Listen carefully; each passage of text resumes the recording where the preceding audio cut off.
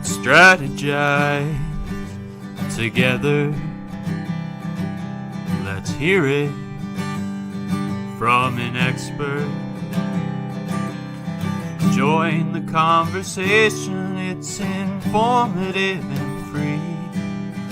You and me, let's talk some strategy.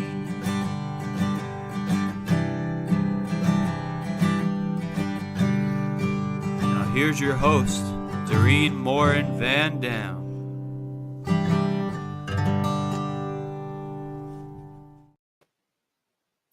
Hey, everybody. My name is Dorien Morin-van, and welcome to this 13th episode of Strategy Talks. I want to welcome you if you're here live and watching this. Thank you so much.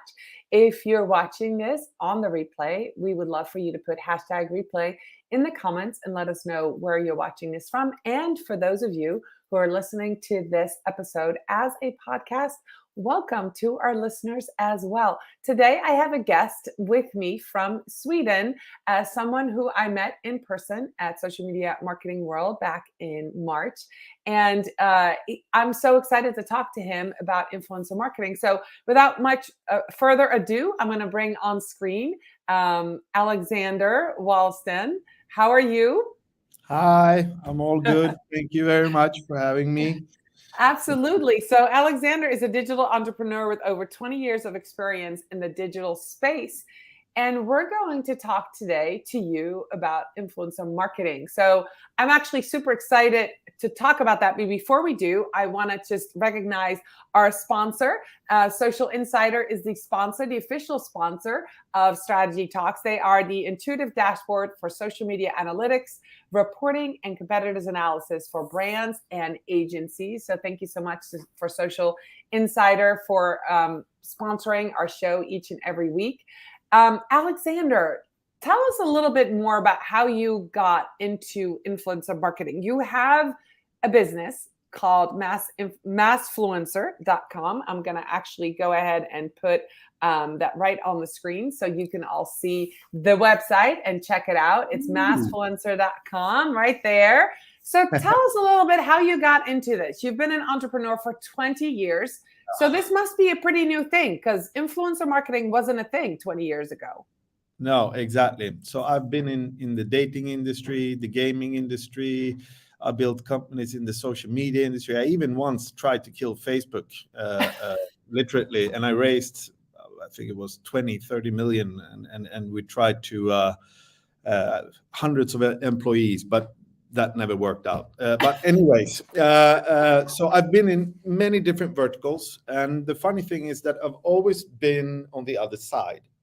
So all my ventures before this one was me trying to do marketing myself in order to get clients or customers or users or whatever it was. So this is the first time I'm on the other side where I'm actually trying to help brands with their marketing. And it started in 2016 when, well, influence marketing has been around since the caveman, right? So everybody's an influencer in this world, right? But at that time, we started to realize that, well, there's one benefit of using one influencer with 1 million followers. Yeah. But what about if you look at the actual data behind that person? So if you want to promote a product that is half niche, whether it's a dog product, a person with 1 million followers, maybe only 5% of their followers actually have dogs. So but you're still going to pay for 1 million followers. So all of a sudden you're actually paying a lot of money to reach, 50,000 people.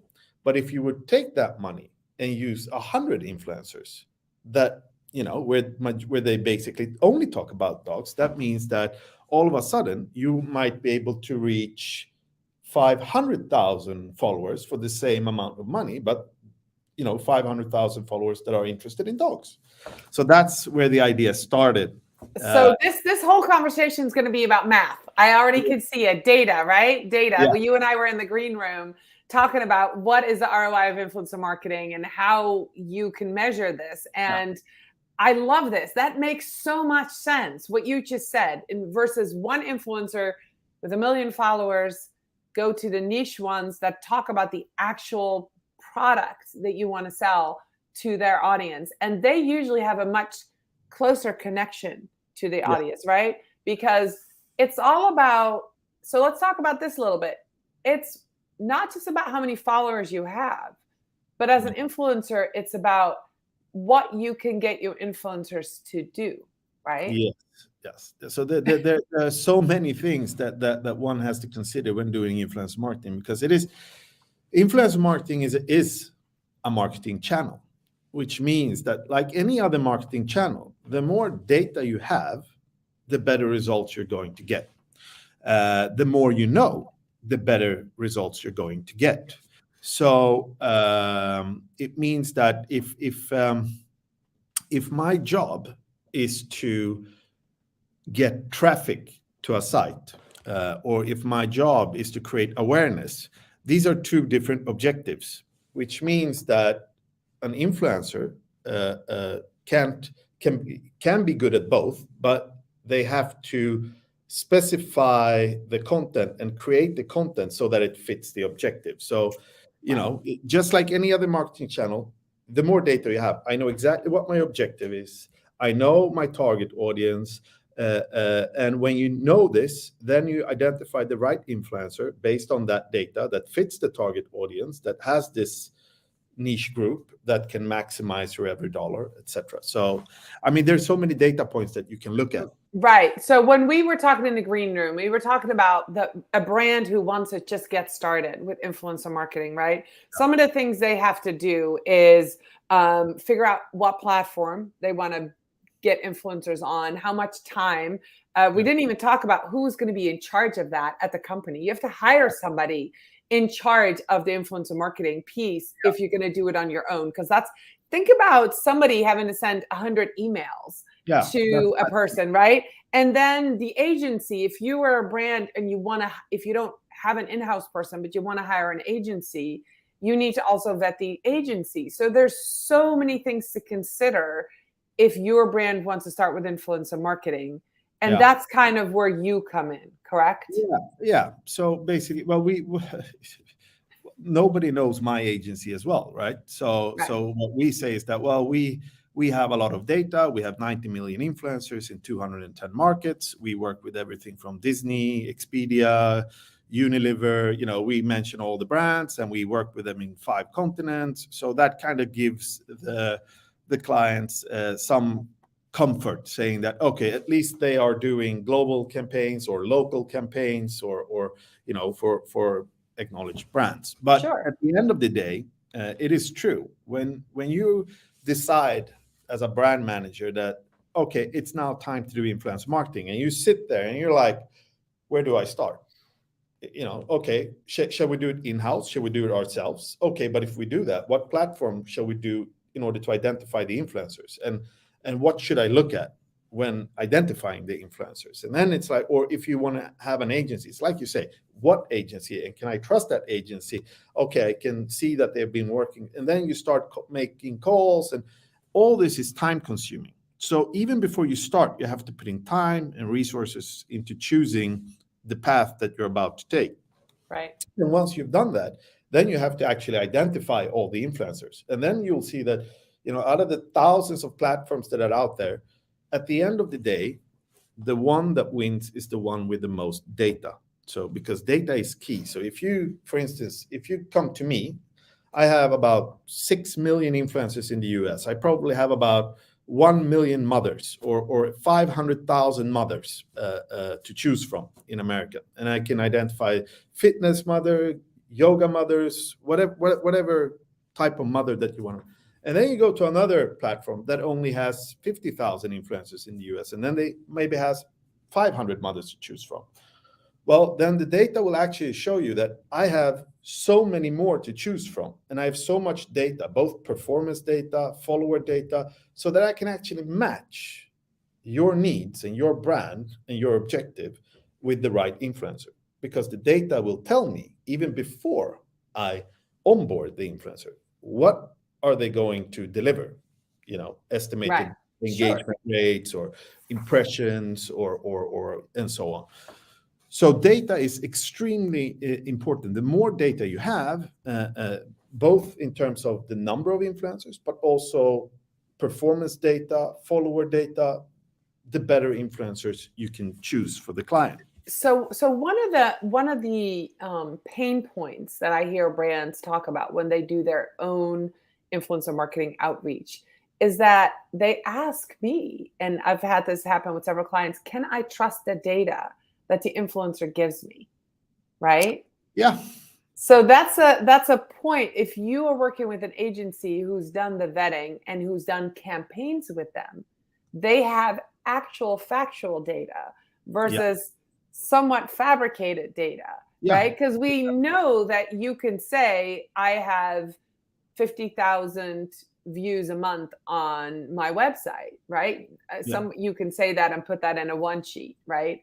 But that could be 1 month out of 12 months, right? You can, as an influencer, and I'm not saying that everybody does that, but as an influencer, as a brand, you can skew the data to make it look really cool, right? You could have 50,000 followers on Instagram, but you've bought them. That doesn't mean they all buy or they're all engaged. So for a brand, from a brand's perspective, which is what they run into, is this is a person who looks good on paper, but are they really the influencer I need? And by going with an agency and working with somebody who has real data and who has worked with and can say, well, this influencer did this campaign for this brand and these were the results, that's when you start giving them the ROI of influencer marketing, right? Because that's when you actually have real proof, real data versus sort of data. Yeah, exactly. So it's all about data, like I said. So if you look at, so I'll give you an example. So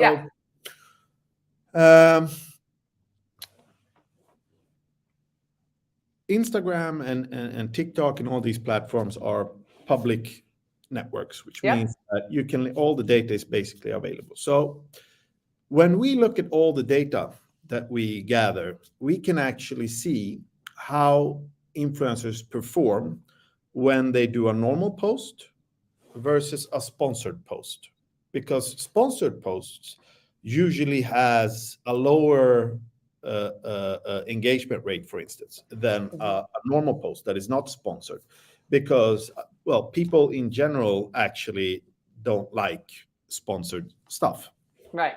So that's one very important metric to analyze, because some people actually have very low sponsored posts, while others have pretty okay, because they have a much stronger relationship to their followers.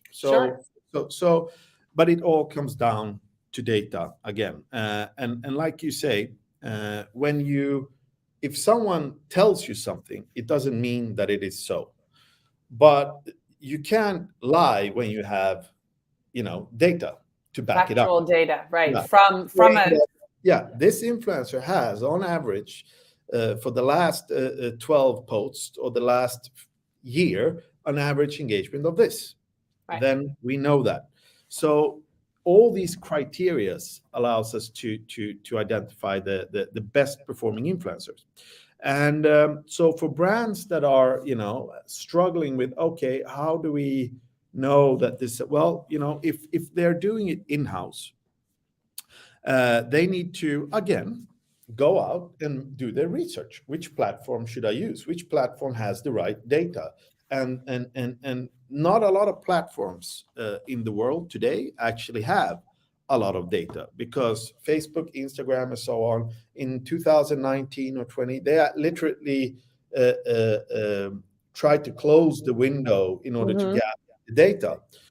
So there were a few lucky companies around in the world, like my company that started in 2016, that were actually managed to go through to 1.52 billion accounts to actually identify every single influencer in the entire world, in every single market, which means that's why we can run campaigns in 15 countries simultaneously, using the best influencers in each market, providing the best ROI for our clients, whether it's a phone manufacturer or whether it's a food and beverage brand, doesn't really matter. But yes, it comes down to the data. So yeah, you need to have it. Right. So then we also talked earlier about creative ideas, and you made a funny comment, which I want to kind of bring back. Even creative ideas, you need data, right? Yeah. So explain that one, because I love that. Yeah. So when I say that we have data on 90 million influencers, it means that I can actually see what influencers are talking about, what they're doing. So I can, for instance, I can go in and see. So let's compare Pepsi versus Coca-Cola in the States or globally, and I can say how many trendsetters in this world today on Instagram are talking about Coca-Cola and how many are talking about Pepsi, and what are they saying, and what type of campaigns are they working on together with Pepsi, right? And then I can see, wow, this campaign that Pepsi did had amazing results. I can see that, that it got really viral, and a lot of people talked about it. That means that I can come up with a similar idea that is, based on that, with a twist on it, and provide it to my client, saying that this worked really well for Pepsi. So we should do and try something similar like this, but let's do it in this way. Right. Because then we increase the chances of something actually going viral, or that it will actually work. We know that people like that type of idea, which means that they will literally engage with the content, and by doing so, we will increase the consideration. That makes sense. So it's almost like a competitor's analysis that you're doing, right? Yeah. Within certain industries, and taking well thought out campaigns and putting your own twist or your client's twist on it.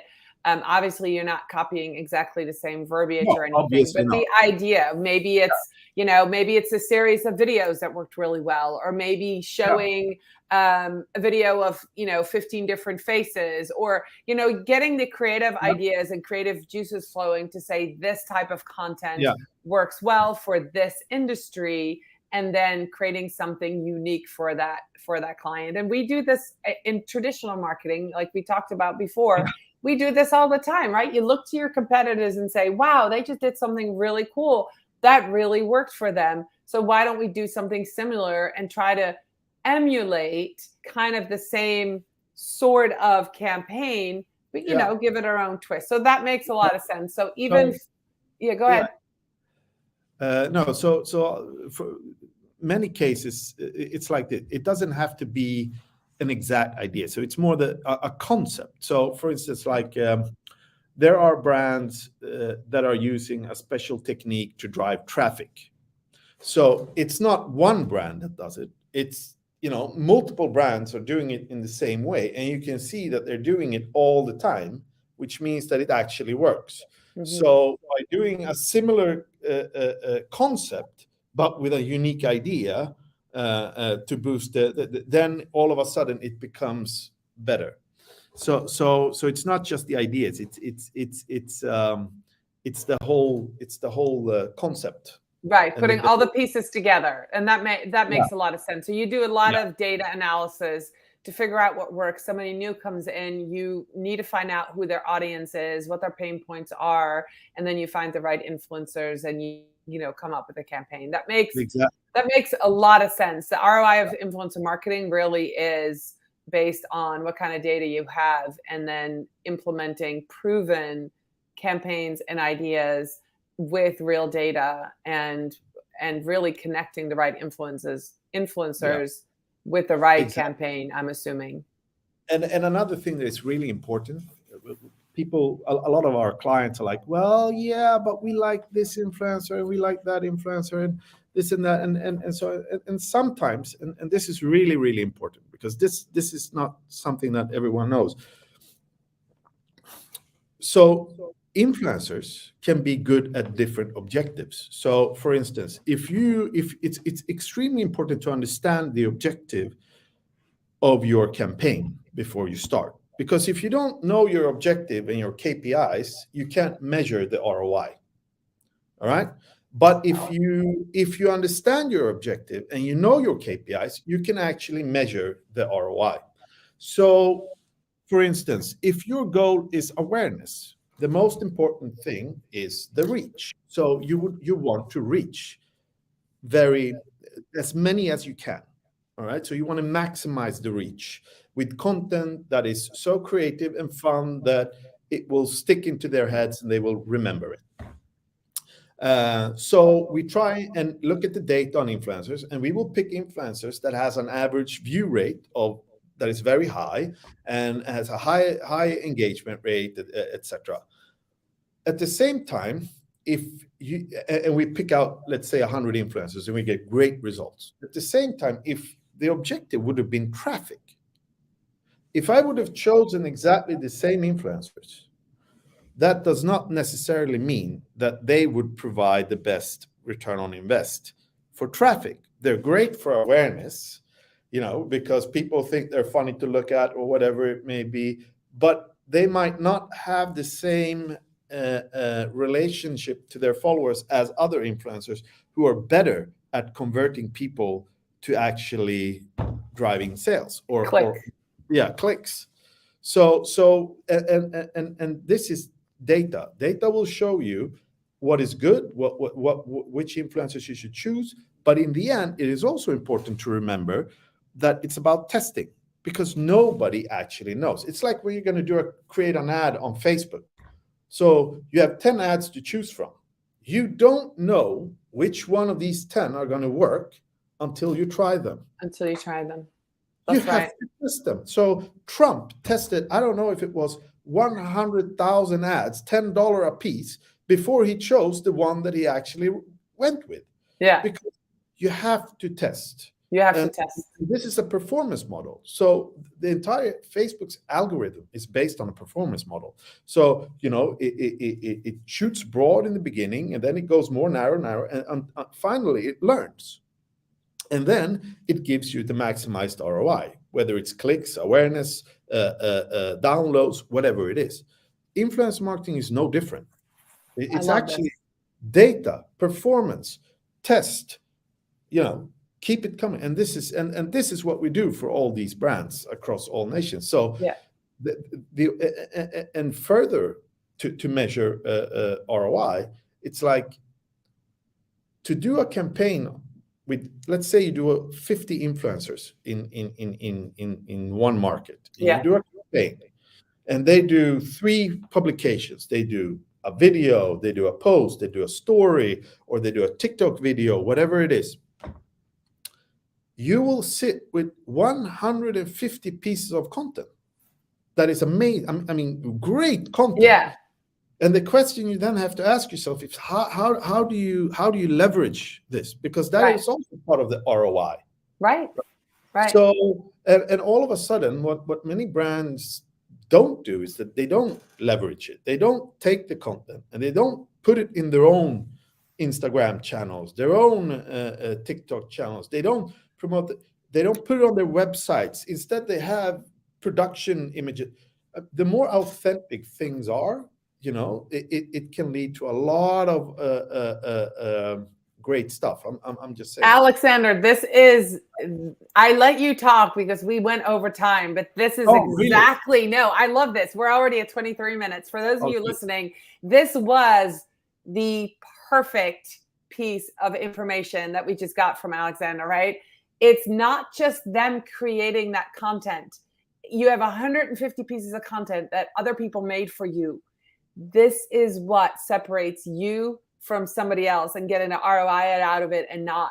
If you have so much content and you don't have a plan on how to repurpose it and how to use it and how to identify which one is the best, you're losing out on the best part of influencer marketing. So thank you for saying that, because I've experienced that with brands I work with where we have so much content and there is not a good enough plan to do anything with. So Alex, I know we can talk like a lot longer, but this was perfect. This was perfect. I have a rapid fire round. I have 3 questions for you. Win the lottery or land your dream job? Land my dream job. Okay. Would you prefer to be the interviewer or the interviewee? Interviewee. Okay. Education or experience? Experience, 100%. Okay. Awesome. I'm going to put your email out there. I asked you earlier, how can people get in contact with you? So this is Alexander's email, it's awallestam@massfluencer.com. For those of you who are listening to the podcast, awallestam@massfluencer.com. You can also check out massfluencer.com. And check out if you have any questions about the ROI of influencer marketing, just shoot him an email and he can help you out. This was fantastic. I love that we got to that point, right? Yeah. You can get all these people to create this content, but then what? That was perfect. It was absolutely perfect. That was great. Thank you very much for having me. It was super fun to see you again. Same here. And you know, I'm going to just throw out this plug for social media marketing world. I do this all the time, but guys, you know, now that the world's opening up, go meet people in real life, make real connections, whether you are doing that online and you have been, go meet people. It's amazing to look people in the eye and have conversations and, you know, plan to go to a conference if you can. As the world's opening back up, it's really where networking happens. Yes, we can do a pretty good job online, but there's no substitute for meeting people in real life. And Alexander, it was so awesome to meet you in California last month. And for those of you watching, go meet up with Alexander via email or on his platform. And I will be back next week with actually my friend Sarah Monroe, who went to California with me. So see you all later. Thank you so much for watching. I know this was a little bit longer than we normally do. Thank you so much for listening if you were here on the podcast, but it was really good information. So Alexander, thank you for your time. Thank you. All right. Bye everybody.